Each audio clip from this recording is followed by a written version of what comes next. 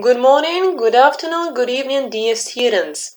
Today we are going to discuss next topic. Unit 8, Lesson 3. Is poetry enjoyable? Today we are going to answer this question, and today we are going to speak about a poetry. But what is it? Let's start discussing. So, before we start speaking about our today's topic, we are going to answer these questions. Do you like poetry? Who's your favorite poet? Is poetry enjoyable? Why or why not? To answer these questions, we need to know these words, poetry and poet. So, let's have a look. Here you can see these words, transcription and definition. The first word is poetry.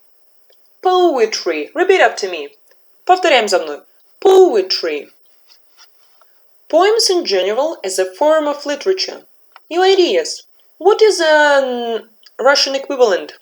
Какой русский эквивалент к этому слову? If your answer is поэзия, you're perfectly right. Poetry, поэзия. And next word is connected to the poetry. This is a poet.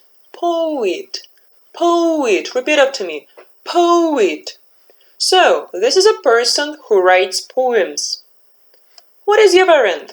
What is the Russian equivalent to a word, a poet? For example, Pushkin, Lermontov, William Shakespeare. So, if your answer is poet, you're perfectly right. So, a poet is a person who writes poetry, yes, who writes poems. But what about poems? Yes, do you know any examples of poems? So, if your answer is стихи, you're perfectly right. So, poems, стихи. A poet, poet. Poetry, поэзия.